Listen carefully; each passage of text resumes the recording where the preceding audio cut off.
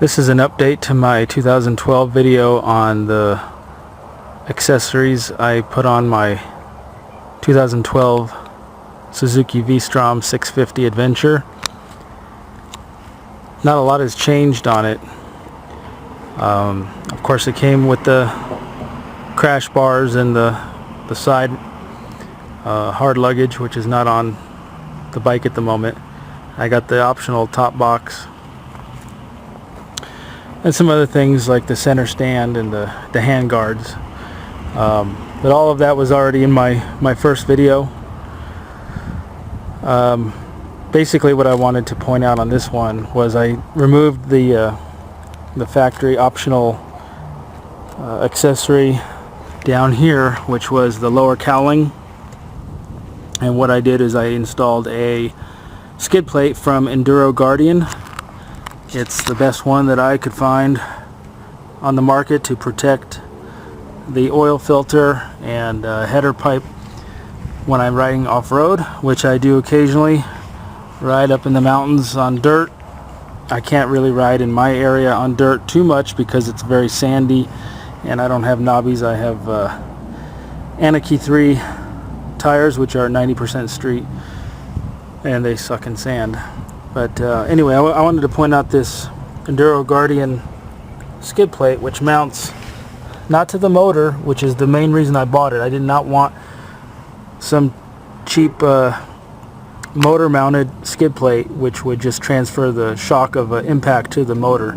So this one mounts down here to the exhaust mount with a pretty thick bracket.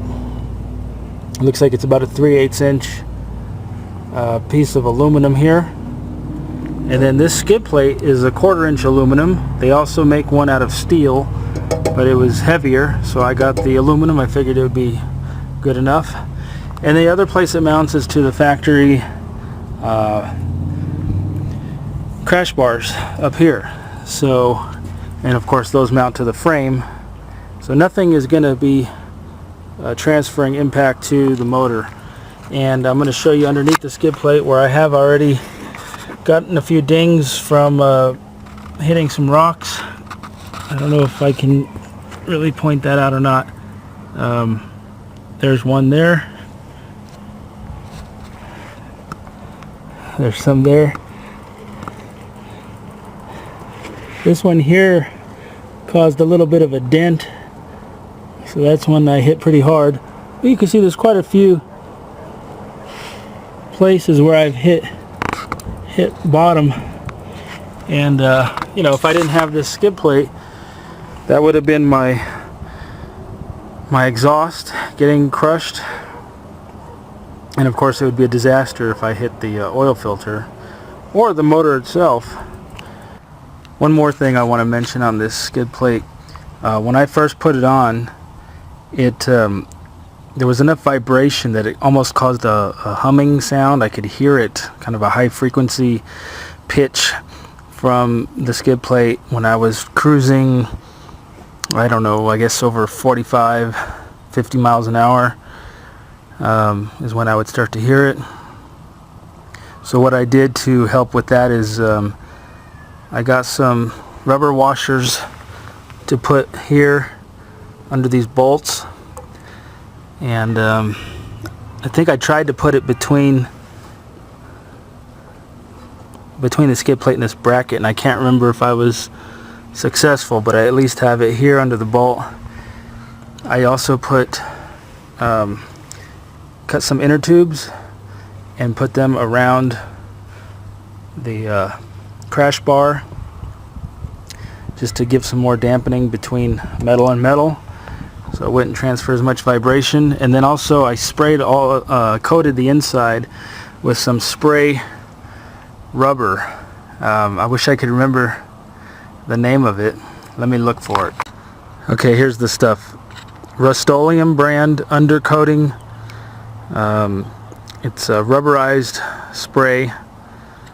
It's paintable if you want to paint it, but I just sprayed it. I got it at Lowe's, I think. And it says use it on vehicle underbodies, wheel wells, trunks, boat trailers, and more.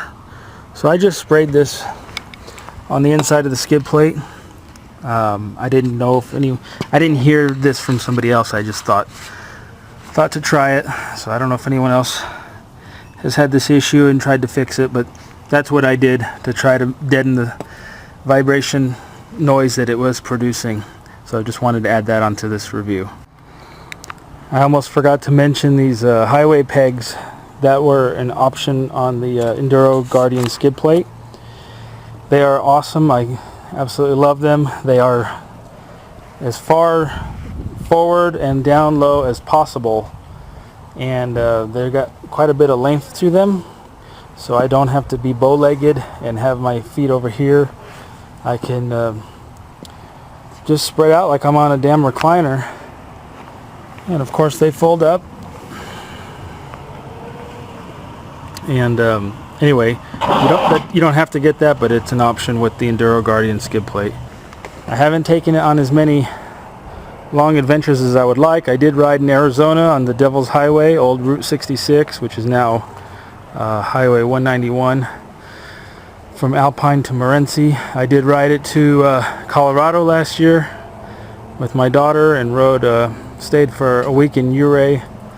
Went to a rally there, and that's where I got that sticker. Of course, there's so many roads and so little time. So yeah, you can see I put quite a few stickers on. This one is from Maggie's Diner in Madrid from the movie Wild Hogs. That's where that movie was filmed. And of course I covered my top box with some various stickers. Really, I haven't added anything else. I did stiffen up my preload and my dampening on my rear shock, and stiffen up the preload on the forks. Other than that, the only thing I've changed is the tires from stock, and I'm running the Anarchy 3. I've got, I'd say, about 8,000 miles on them now, and they still look like they've got at least another 1,000 or 2 left before they're bald. They're a little bit squared off because of all the highway miles, but you know, they're still holding up,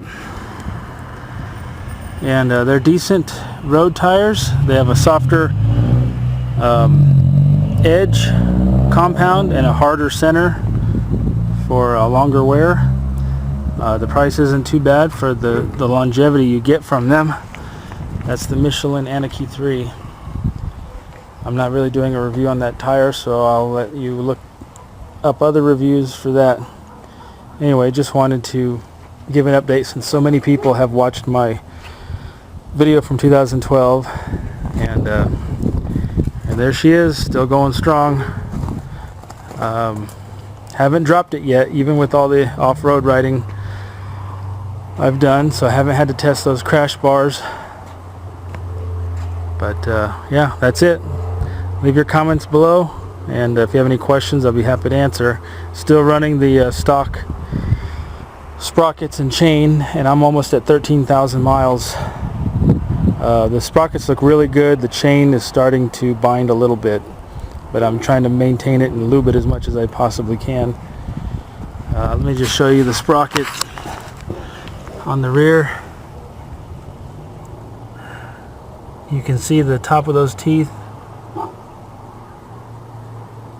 I don't know how well the focus is, but there's still quite a bit of flat spot on the top of them teeth. Alright, well that's it. Thanks for watching, guys.